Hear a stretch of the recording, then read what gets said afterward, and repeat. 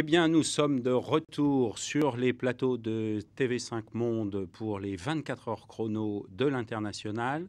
5e ville de ce tour du monde, Alger. Et je reçois pour cette émission Jean-Marie Pinel. Jean-Marie Pinel, bonjour. Bonjour. Et je reçois Pierre Forêt. Bonjour. Bonjour. Jean-Marie Pinel, alors vous vous êtes installé depuis très longtemps en Algérie, depuis très longtemps à Alger. KPMG, et puis en même temps président de la Chambre de commerce et d'industrie algéro-française. Voilà. Oui, c'est exact. Je suis venu pour la première fois à Alger en 98 et dans le cadre de KPMG où nous avons travaillé pour les privatisations. Et à la suite de cela, de ces visites, on a continué d'avoir des contrats. On a créé une société en 2002. Et je me suis installé définitivement, provisoirement, jusqu'à ce que je termine ma mission. Voilà, à Alger. Et comme j'ai pris un peu de recul par rapport à KPMG, puisque les jeunes prennent la place maintenant, je suis devenu, on m'a élu président de la Chambre de commerce et d'industrie algéro-française qui s'est créée, qui a été agréée au début de l'année. D'accord. Ah oui, c'est tout nouveau. C'est nouveau en février de l'année dernière. D'accord. Voilà. D'accord. Très bien. Pierre Forêt, alors vous avez un parcours un peu différent parce que vous avez repris une entreprise à Alger il y a quelques années. Vous pouvez nous en dire quelques mots ? Mais bien sûr. Donc, moi, je suis arrivé aussi en 2002 et pour reprendre une filiale de General Electric, Medical Systems. Et donc, je l'ai racheté à cette époque-là pour €1 symbolique parce que les conditions étaient difficiles. Et puis, donc, nous l'avons fait grandir, progresser. Et nous voilà aujourd'hui à la tête d'une équipe dont je suis très fier, d'un personnel très compétent et très qualifié. Et vous avez une petite trentaine de personnes à Et Alger. j'ai presque bientôt 30 personnes à Alger, donc dans un climat économique qui n'est pas mauvais, au contraire, actuellement pour nous, puisque nous travaillons beaucoup dans des appareils de radiothérapie pour le traitement du cancer. D'accord. Et qu'il y a un immense besoin, malheureusement, comme partout dans le monde, mais particulièrement en Algérie, qui est très sous-équipée de ces grosses machines qui sont des accélérateurs de particules que nous les installons. Très bien. Alors, on va aller voir Radia Rahal. Alors, Radia Rahal est économiste conseiller AFE. Quelles sont les opportunités de développement pour les PME, PMI françaises à Alger ? Tout reste à faire encore. Plusieurs activités dans plusieurs domaines. L'agriculture, le tourisme, l'environnement, la création de divertissement, les sociétés de prestation de services aux personnes. Nos PME ont des opportunités. Je ne parle pas des entreprises du CAC 40 pour travailler en Algérie et à Alger.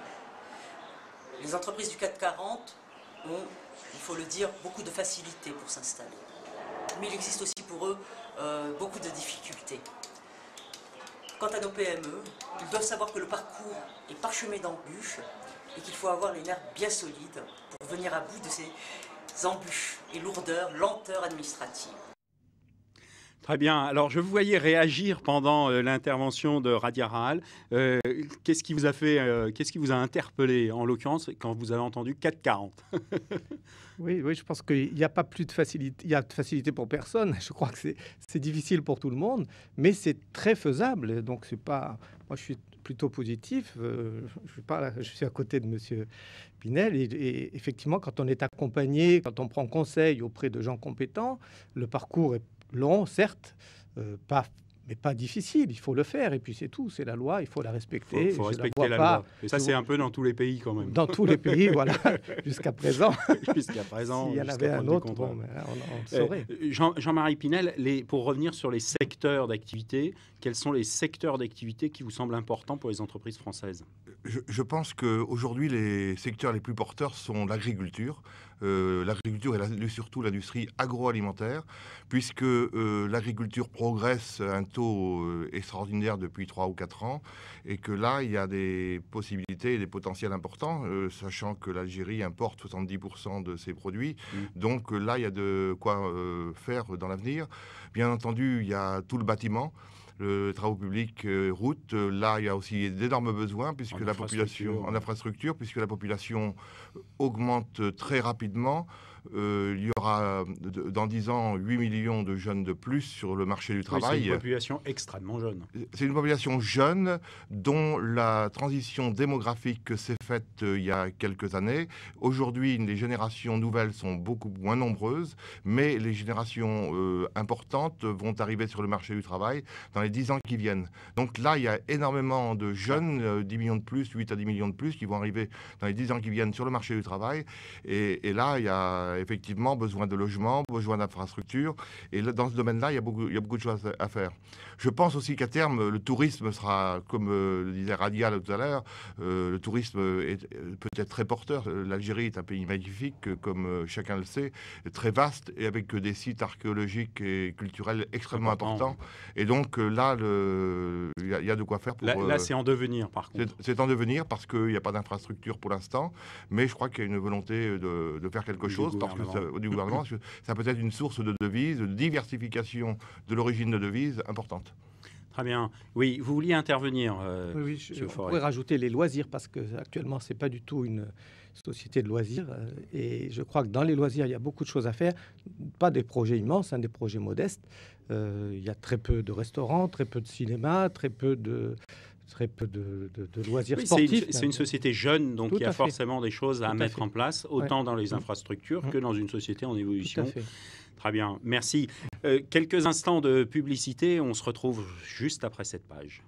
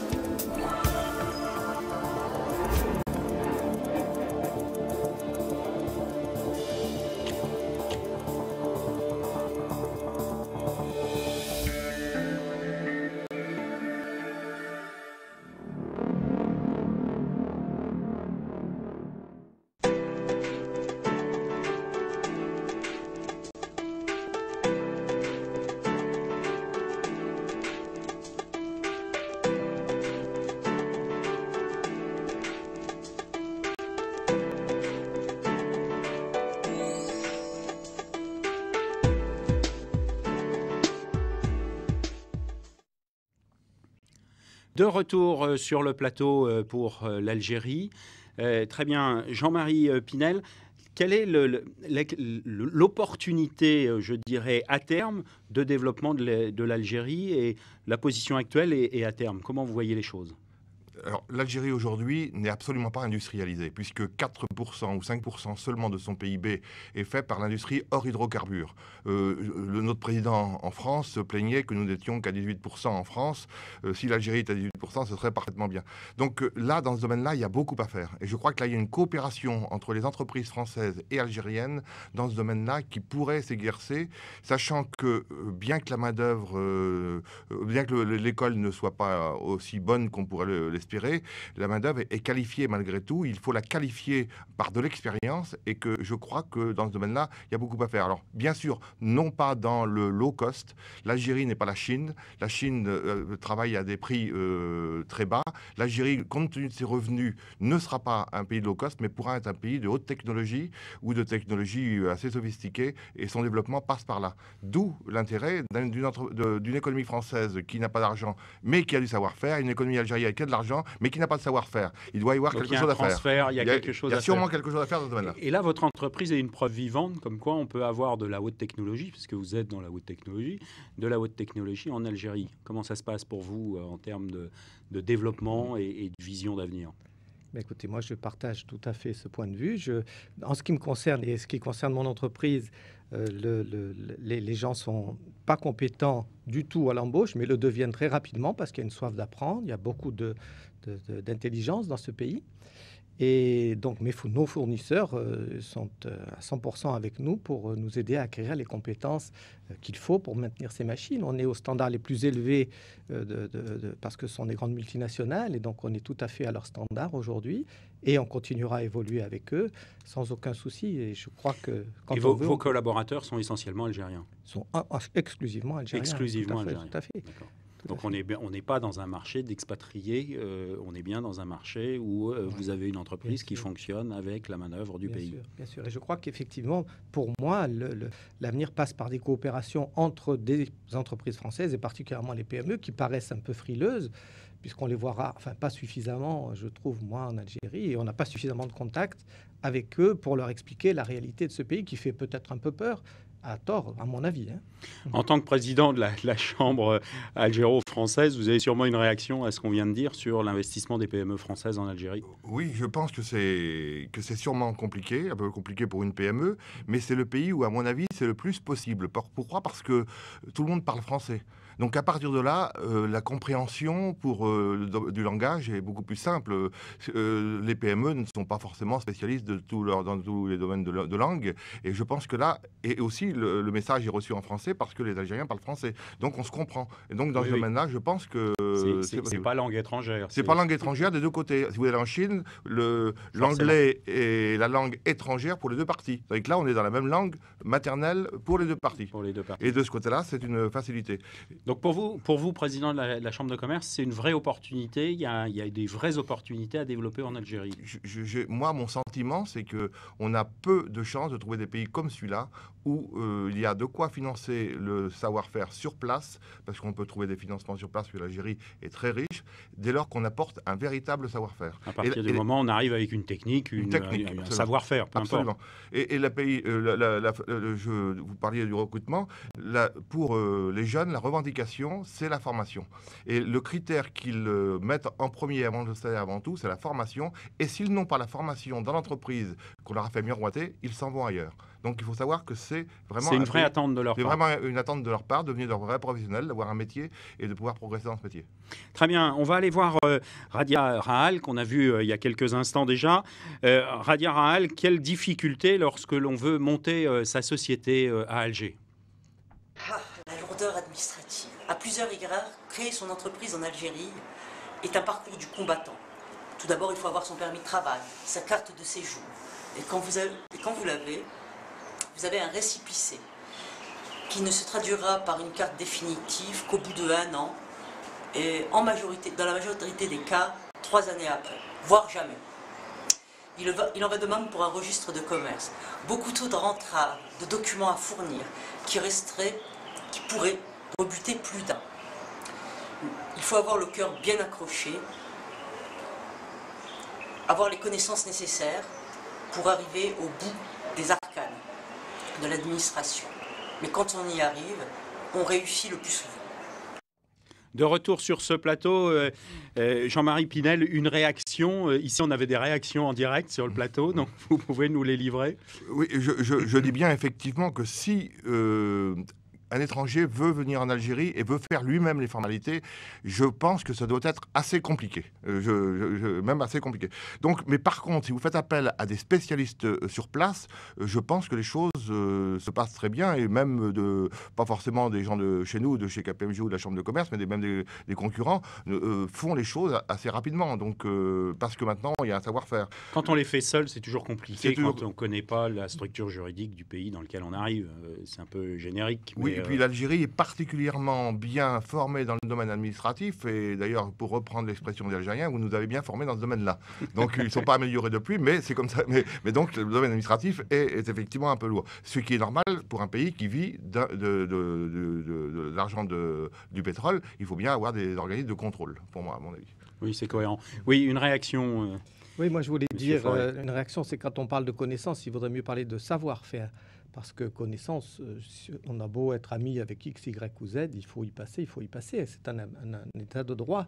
Je crois que la vraie difficulté est plutôt dans les lois qui sont, en particulier la fameuse loi des finances qui sort annuellement et qui impose des contraintes strictes et quelquefois qui nous paraissent un peu stupides, enfin à mes yeux en tous les cas.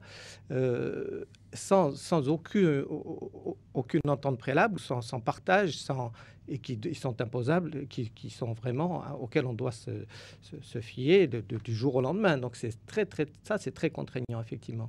Mais il n'y a rien d'insoluble, à mon avis.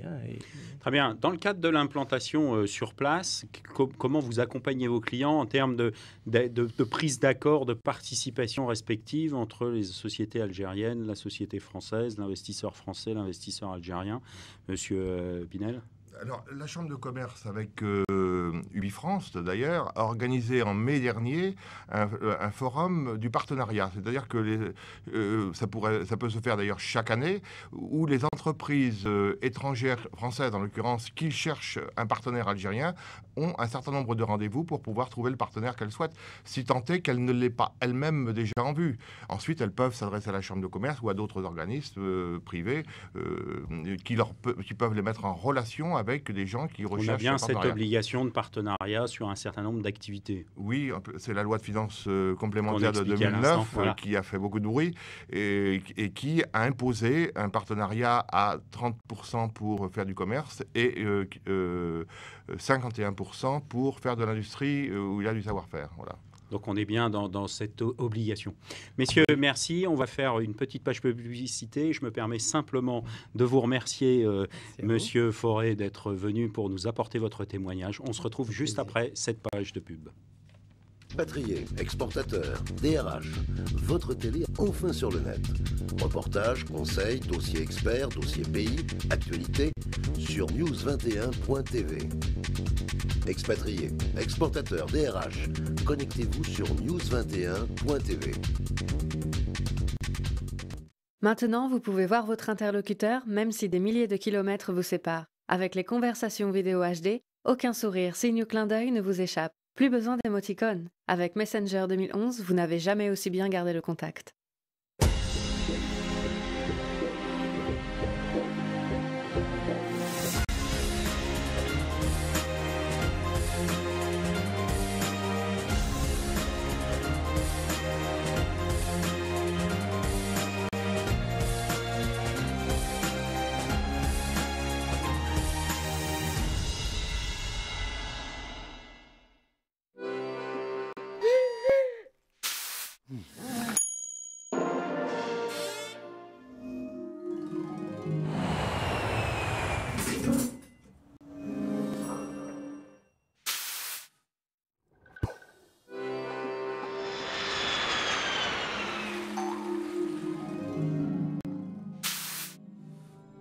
La CFE, votre sécurité sociale jusqu'au bout du monde.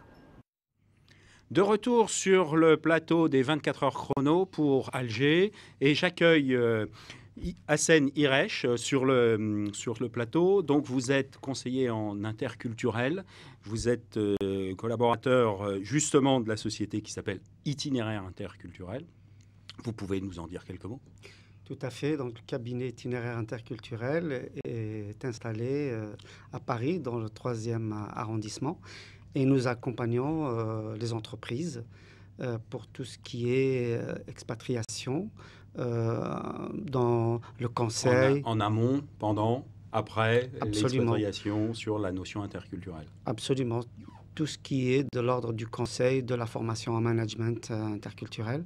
Que nous accompagnons à la fois des individus, mais aussi des équipes donc, qui vont sur le terrain pour les préparer à la réussite sur le terrain. Très bien. Nous allons justement poser une question à Frédéric Brun. Frédéric Brun est expatrié.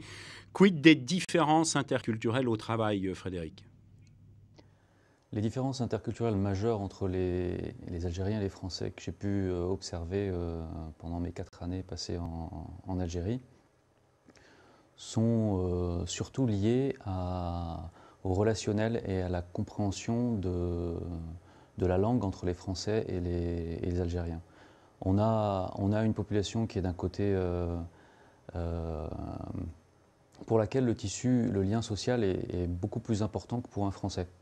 On obtiendra beaucoup plus de choses avec un sourire, avec des mots gentils, avec une valorisation de la personne, qu'avec des menaces et un comportement purement contractuel, purement rigide, tu viens 9h ou c'est la porte.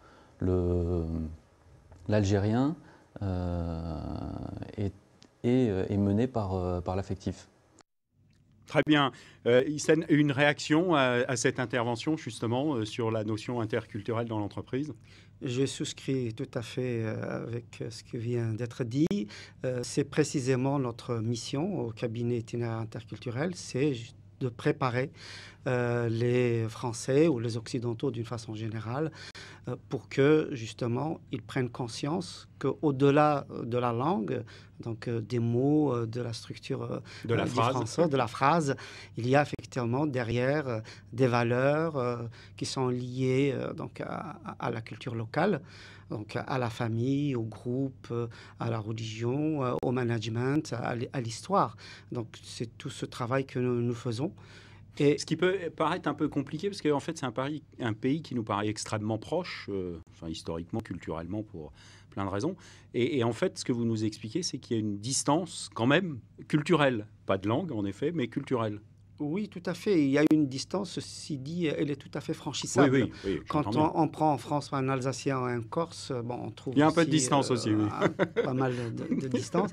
Donc je trouve que les Français sont tout à fait chez eux en Algérie parce qu'il y a une proximité historique, une proximité linguistique, une proximité aussi dans les échanges humains. Il y a une présence algérienne en France qui est considérable et il y a eu une présence française qui était aussi très importante. Et donc, il y a des liens non seulement politiques, économiques, historiques, etc., mais aussi humains, familiaux. Et cela facilite, de mon point de vue, l'installation des entreprises françaises et des Français en Algérie. Il faut positiver, évidemment, les différences. Il faut les connaître.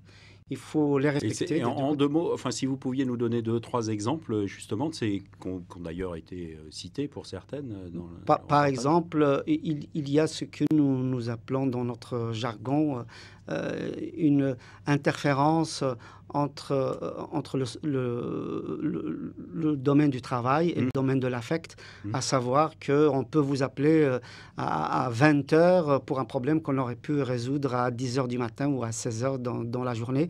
Et donc, il y a cette... Il y a interpénétration des domaines. Absolument. Et puis, la dimension de l'affect, parce que l'entreprise, elle n'est pas seulement productrice de biens, elle est surtout productrice de liens. Et à partir du moment où un Français comprend que son entreprise peut être justement un cercle... un groupe comme un autre. Oui, voilà. Tout à fait. C'est-à-dire un cercle de loyauté, comme le cercle familial, comme le cercle régional ou national. Donc, on peut effectivement investir là-dedans, investir dans l'humain. Et comme je l'ai entendu précédemment, la formation peut être un facteur facilitant. Jean-Marie Pinel, vous nous disiez tout à l'heure, la langue, c'est une facilité. Alors, c'est une facilité, et une telle facilité que de temps en temps, ça peut poser des problèmes sur certains sujets, puisqu'on a oublié qu'il y avait des différences culturelles aussi. Oui, on s'y habitue assez rapidement. Non, je n'ai pas d'exemple flagrant de confusion sur ce que veulent dire les choses. Effectivement, je confirme qu'il y a une très grande gentillesse, une chaleur humaine chez les Algériens que l'on rencontre partout. Je dirais presque parfois trop gentils, parce que comme ce sont la police dans la rue, parfois ils sont très très gentils même avec les étrangers. Je veux dire que c'est extraordinaire. D'accord. De ce côté-là, tout le monde est bien d'accord. Monsieur Hassan Iresh, merci beaucoup. On se retrouve pour notre part dans quelques instants après la page de publicité qui va suivre. Merci à vous.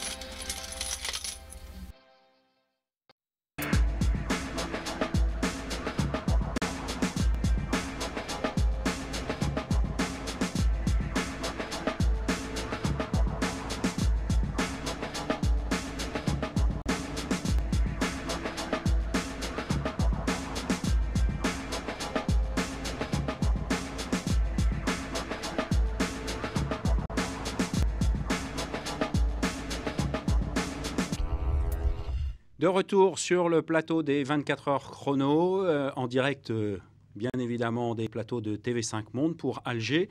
J'accueille François-Xavier Husneau. Bonjour. Bonjour. Donc vous êtes à Alger depuis aussi quelques années, en tout cas vous intervenez à Alger depuis quelques années. Dans quelle activité plus précisément? Alors moi je suis directeur général d'une compagnie d'assurance, la première européenne en Algérie, spécialisée dans la banque assurance. Donc je suis arrivé en 2006, là, nous avons commencé, et en fait je suis venu de m'installer en 2008 avec ma femme et sans mes enfants qui n'ont pas plus besoin de moi. Voilà. Et accessoirement, donc j'ai rencontré des associations de Français, puisque quand on arrive dans un pays, et que c'était une nouveauté pour moi, l'Algérie, donc j'ai adhéré à l'UFE et j'en suis devenu président un peu par hasard, parce qu'on avait une présidente formidable. Il y a des présidents qui deviennent présidents par hasard. Oui, un petit peu, parce que finalement la présidente faisait très bien ça, et puis elle a dû partir. Donc quelques mots sur l'UFE quand même. Voilà. Alors l'UFE, c'est une association donc apolitique et francophone, dans laquelle nous avons donc des Français et des binationaux essentiellement, des Algériens, des Belges, des Suisses. Et donc il y a 4 valeurs, hein, c'est l'accueil, la convivialité, le rayonnement, et j'ai oublié le 4e, mais voilà. Donc on se réunit et on organise des activités pour les expatriés et pour qu'ils se sentent bien et pas tout seul dans un pays qui est quand même un pays étranger, même s'il est proche culturellement. Donc on est un peu sur la partie terre d'accueil de la notion de l'expatrié. Exactement. Très bien, on va aller interroger Karim Denden. Karim, concernant la sécurité justement en Algérie, comment ça se passe? Non, la sécurité dans Alger est totale. Mais il est vrai qu'en dehors, il y a encore certaines zones qui sont difficiles et où il n'est pas recommandé pour les expatriés de se rendre. Si bien que certains expatriés sont effectivement frustrés d'avoir vécu un certain nombre d'années à Alger sans avoir pu visiter certains sites, pourtant pas très éloignés, mais des sites qui ont une importance culturelle, touristique. Mais tout ça est en voie de se normaliser. Très bien, de retour, je vois que vous vouliez intervenir, Jean-Marie Pinel. Oui, vous réagissez. Oui, je voulais dire que passer son expatriation à Alger me paraît très difficile, sauf instruction précise de sa maison mère, parce que je me suis baladé partout en Algérie, sauf dans effectivement des zones où il y a encore un peu de terrorisme. Mais je suis allé dans le Grand Sud, Gardaïa en voiture, je suis allé à Oran souvent en voiture, on est allé à Sétif, etc.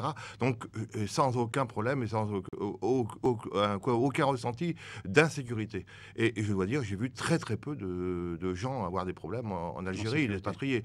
À ma connaissance, il y en a vraiment très peu, sauf quelques cas où, dans les montagnes, des gens qui construisent un barrage ont pu être attaqués par un attentat. Mais à part ça, je n'ai pas vu, dans les quelques années, 10 ans, 12 ans, il n'y a pas de souci. Sécurité. Moi, je dirais presque la même chose, sinon que quand on appartient à une entreprise, souvent, il y a un service de sécurité. Donc, il y a les consignes de l'ambassade qui disent où il ne faut pas aller, et puis les services de sécurité des entreprises qui, selon l'entreprise, sont plus ou moins restrictifs. Et puis, il y a des entreprises qui n'ont aucune consigne autre que celle de l'ambassade. Donc c'est à peu près la même chose, simplement certaines entreprises, j'en ai connu, ont des règles, des consignes extrêmement strictes, interdisant à certains de leurs collaborateurs de conduire à Alger, alors que moi je fais ça tous les jours. Donc voilà. Donc clairement. Mais c'est plus des règles de l'entreprise qui se méfient sur certains sujets ou qui peuvent intervenir sur des domaines très précis qui pourraient être éventuellement ciblés. Mais en aucun cas l'expatrié dans sa globalité. Voilà. Mais donc en fait, moi dans l'association, on rencontre les deux. Et donc quand on essaye de faire quelque chose, dans certains cas, on a affaire à des gens qui disent non, là, je ne peux pas y aller, je n'ai pas le droit, etc. Voilà. D'accord. Et la vie quotidienne à Alger, comment ça se passe Moi, je veux dire que ça se passe bien. Les gens, comme le disait Jean-Marie Pinel, sont très gentils. C'est la base. Tous les matins, en me réveillant, je me dis ils sont très gentils. Ça aide aussi parfois à supporter d'autres contraintes. Il n'y a aucun souci pour faire ses courses. Et je n'ai jamais ressenti la moindre agressivité anti-française ou ce qu'on peut parfois voir dans certains journaux. Mais sur le plan de la vie courante dans Alger et, je pense, dans les grandes villes, ça ne pose pas de problème. Très bien, on va aller retourner voir Frédéric Brun concernant le coût du logement, Frédéric. En ce qui concerne le logement à Alger, le mode de fonctionnement est particulier parce que le marché concernant les expatriés est un marché à part. Donc évidemment, vous avez de beaux produits, très chers, Par exemple, un étage de maison, ça peut se louer entre 2 000, 3 000, 4 000 euros par mois. Alors que le loyer d'un appartement de, on va dire, 100 mètres carrés dans le centre d'Alger, tout près de la Grande Poste, c'est peut-être 400 euros, grand maximum. François-Xavier, une réaction à l'intervention. Alors moi j'ai vu des budgets qui vont effectivement, donc les personnes à 400 euros, il n'y en a pas beaucoup quand même, on est plutôt dans les 1 000 euros pour les appartements, et ensuite ça monte jusqu'à 20 000 si on veut avoir la maison de ses rêves. Alors, ensuite, comme en général ce sont les entreprises qui payent, et les entreprises ont quand même des plafonds, des règles, oui, voilà. Et donc je ne connais pas beaucoup de gens qui sont à 20 000, j'en connais beaucoup qui sont entre 3 000, 4 000, fonction en général de la taille de la famille et du salaire de la personne. Voilà. Oui, Jean-Marie Pinel. Oui, je voulais dire qu'effectivement, c'est les villas avec piscine qui sont très chères et parfois les gens qui viennent veulent trouver un environnement très agréable. Et il y avait une concurrence entre les habitants, des particuliers qui veulent habiter ces villas et les entreprises qui n'avaient pas de possibilité de bureau et qui louaient également ces villas. Or, aujourd'hui, à Alger, on construit beaucoup de bureaux et donc beaucoup de villas vont se trouvent disponibles et même à Hydra, qui est l'endroit qui était réputé le plus cher, les prix baissent. C'est en train de se repositionner. Donc, je pense que c'est un problème qui se résoudra très aisément. Et plus largement sur le coût de la vie à Alger. Il est vraiment faible. J'ai jamais pu réussir à mettre plus de 8 euros dans ma voiture. Voilà. Ensuite, pourtant, j'ai essayé. Voilà, oui, voilà. Ça passait pas. Tout ce qui est alors les denrées alimentaires, etc. Ça a relativement augmenté les dernières années, mais ça, alors surtout pour un expatrié, ça reste quelque chose de tout à fait symbolique. Voilà. Cela dit, pour les Algériens, les salaires sont quand même pas très élevés en Algérie. J'ai fait une petite référence récemment. C'est la moitié du Maroc, toutes choses égales par ailleurs. D'accord. Voilà. Sachant que derrière, il y a des subventions sur des tas de produits, le lait, le pain, etc. Donc c'est assez difficile d'avoir une véritable idée du vrai coût de la vie. Chacun a le sien. Et en tout cas, clairement, pour les expatriés, c'est pas un sujet, quoi.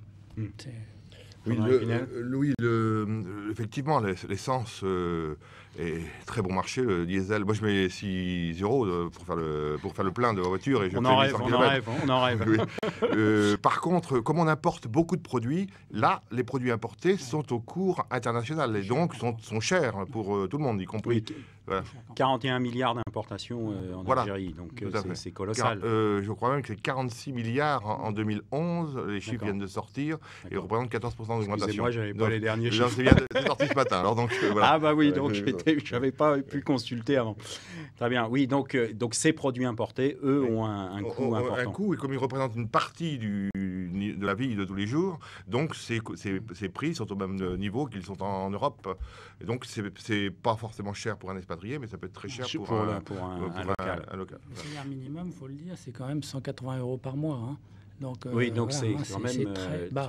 Très bas. Voilà. Simplement, puisqu'on va bientôt avoir une petite page de pub et vous allez nous quitter, je voulais simplement présenter le guide des expatriés qui a été mis en place par KPMG, qui est un guide assez bien fait et qui est plutôt assez concret dans son approche et dans le conseil. Très bien. François-Xavier, merci beaucoup de votre présence sur ce plateau. Et puis, pour notre part, nous nous retrouvons après la page de publicité.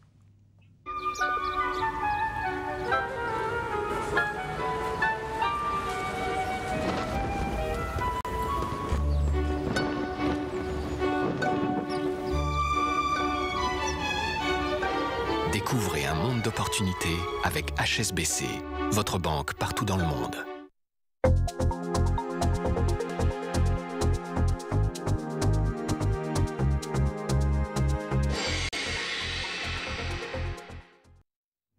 De retour sur ce plateau pour Alger, les 24 heures chrono de l'international. J'ai la chance d'accueillir Emmanuelle Eldar. Bonjour. Bonjour. Donc, vous êtes directrice des affaires juridiques du CLES. Donc, le CLES. C'est le Centre des liaisons européennes et internationales de sécurité sociale. Donc, en clair, c'est tout ce qui s'occupe pour la notion d'expatriation de la sécurité sociale sur une zone géographique bien donnée. Alors on est mais un peu plus large que ça, puisqu'on est l'interface entre tous les organismes étrangers et les organismes français pour mettre en œuvre, dès qu'il y a un problème, toutes les conventions de sécurité sociale et aussi dans le cadre des règlements européens. D'accord. Donc concrètement, comment ça se passe pour un expatrié ou pour une société qui voudrait mettre en place une expatriation vers l'Algérie? Alors je pense que la première chose peut-être à préciser, c'est juste en matière de sécurité sociale, il y a 2 statuts possibles. On peut être soit ce qu'on appelle expatrié, mais au sens de la sécurité sociale, ou détaché. Expatrié, c'est quelqu'un qui va en fait relever de la sécurité sociale du pays où il va partir. Donc là, c'est quelqu'un qui partirait de la France vers l'Algérie et qui donc cotiserait et serait affilié au régime local algérien. Par contre, il y a une autre possibilité qui est une dérogation à ce droit commun, qui est le détachement. Et donc là, c'est des personnes qui sont envoyées par des entreprises françaises en Algérie pour des missions très courtes, qui vont quand même de 3 à 5 ans, et pendant la durée desquelles la personne reste en fait affiliée et rattachée au régime français. Donc c'est 2 régimes différents, et je pense qu'avant de partir, il est important de savoir dans quelle catégorie on se place, puisque les conséquences après vont être assez différentes. C'est-à-dire, en 2 mots? Alors, celui qui est expatrié va donc être affilié au régime local algérien. Donc, il va dépendre de la caisse algérienne et être traité, je dirais, de la même façon qu'un assuré algérien sur place. Tout à fait. Par contre, quelqu'un qui est détaché pourra continuer à bénéficier en partie des services français. Alors, par le biais, soit directement, s'il en fait le choix, soit il peut passer par la caisse algérienne. Et dans ce cas-là, c'est après une histoire entre la caisse algérienne et la caisse française de sécurité sociale. Mais ça, c'est transparent, en fait, pour les personnes. En termes de santé, peut-être un point de vue, Jean-Marie Pinel, sur place? La santé est pratiquement gratuite, donc il n'y a pas grand-chose à rembourser. Mais effectivement, moi, je dois dire que j'ai l'habitude des médecins français, donc j'ai plutôt tendance à revenir en France. Mais vous faites souvent des allers-retours avec la France? Oui, je fais des allers-retours. Par contre, j'ai un de mes amis qui a eu un infarctus à Alger et qui n'a pas eu plutôt l'infarctus, qui menaçait d'avoir un infarctus et qui a été traité en pleine nuit dans une clinique, dans les meilleures conditions, aussi bien sinon mieux qu'il l'aurait été ici en France. Donc il en était très content. Donc la prise en charge, on a bien compris la notion de prise en charge, on a bien compris que le niveau des hôpitaux, choses comme ça, sont plutôt d'un bon niveau, en tout cas de votre vision des choses. Peut-être un point de vue sur le niveau des hôpitaux, non? Il est globalement satisfaisant, je pense. Il n'y a pas de problème spécifique avec l'Algérie. Et puis, en effet, si jamais on veut, c'est quand même pas très loin. Non, c'est 2 heures. C'est quand même la porte d'à côté. Oui. Quand on part en Algérie en avion et qu'on passe au-dessus de Marseille, on est arrivé pratiquement. Oui. C'est fini. On aperçoit les Baléares et après on commence la descente. Donc le plus loin, c'est Marseille en fait. Oui, le plus loin, c'est Marseille, absolument. C'est la partie la plus longue. Très bien. On va se retrouver après une petite page de publicité pour revenir sur quelques thèmes concernant la partie, je dirais, vie sur place. Merci. À tout de suite.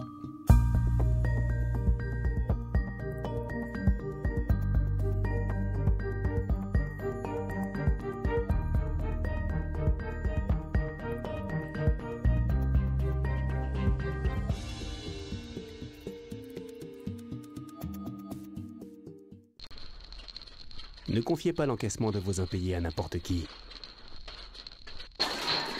France Créance est là pour votre recouvrement amiable et judiciaire en France et à l'international. Très bien, merci. Nous sommes de retour sur le plateau pour Alger, les 24 heures chrono de l'international. Jean-Marie Pinel, alors oui, simplement, juste avant la pause, on évoquait la notion d'hôpitaux et en fait, oui, c'est bien une clinique privée dans laquelle il a été hospitalisé et non un hôpital public, ce qui n'est absolument pas la même chose, ni en termes de prise en charge médicale, ni en termes de prise en charge financière. Tout à fait, puisque ça sera comme en France, quand on fait le choix d'aller dans un hôpital ou une clinique privée, on n'a pas le même taux de remboursement de la sécurité sociale, la même prise en charge. On est dans la même logique, n'est-ce pas, M. Pinel? Absolument, tout à fait. Très bien. Simplement pour revenir un peu la notion de communauté française à Alger et comment ça se passe sur la vie sur place à Alger, alors avec et en dehors de la communauté française. Eh bien, notre ami tout à l'heure aurait été mieux placé pour en parler. Mais effectivement, il y a donc les associations, il y a les rencontres, les gens se reçoivent entre eux, il y a la plage également l'été. Ce qui est plutôt sympa. Il y a les voyages aussi, parce qu'à l'intérieur, il est bon de profiter, à mon sens, de la présence en Algérie pour visiter un petit peu et comprendre un petit peu l'Algérie. Donc, il y a pas mal d'activités possibles. Il n'y a pas de difficulté. Enfin, c'est pas aussi riche. Il n'y a pas autant de théâtre qu'à Paris, ça c'est clair. Même il n'y en a peut-être pas. Il n'y a pas beaucoup de villes dans le monde où il y en a autant qu'à Paris. Voilà. Donc, d'où les associations, donc le FE qui est là pour organiser. Et il y en a d'autres aussi également. Et les gens s'organisent entre eux aussi, font des voyages entre eux, il faut des sorties, s'invitent à déjeuner, débattent, refont l'Algérie au cours des débats. donc, vous voyez, il se passe plein de choses. Il se passe plein de choses, absolument. Très bien. Si vous aviez quelques conseils à donner à un entrepreneur français qui a, on a bien compris, un savoir-faire spécifique, ça serait quoi pour entreprendre l'Algérie ? Bon, il faut voir s'il y a effectivement un marché sur place pour les produits en question. Et à partir de là, de toute façon, il sera obligé de passer de venir avec un partenaire. Donc, c'est déjà de rechercher le meilleur partenaire dont possible on parlait tout à l'heure, avec lequel il va s'entendre. Et à partir de là, eh bien, il a essayé de voir si on ne peut pas trouver les financements sur place, puisque l'Algérie peut éventuellement financer notamment le partenaire. Et lui, arriver avec... Donc, ça veut dire prendre en charge les participations du partenaire dans le cadre de l'implantation ? Oui, lui-même doit prendre en charge sa propre participation, effectivement. Donc, je pense que c'est l'avenir de ce type de partenariat. C'est d'arriver à créer vraiment des partenariats. C'est ce que nous voulons faire à la Chambre de commerce, c'est arriver à créer des liens entre les gens et nous faisons en sorte de faire rencontrer le plus souvent possible, dans des occasions d'études ou de détente, les entrepreneurs des deux côtés de la Méditerranée, que ce soit à Alger ou même à Paris. Sous le prétexte d'étudier la législation ou d'étudier ou de voir telle ou telle chose, tel ou tel point, pour que les gens se connaissent, s'apprécient et puissent faire des partenariats ensemble. Tout en sachant, comme vous le disiez tout à l'heure, que la volonté des Algériens dans le cadre du recrutement, c'est vraiment une notion de formation. Donc ça veut dire qu'il faut arriver avec un package en disant « je vais vous transférer du savoir-faire, je vais vous transférer des savoirs ». Absolument.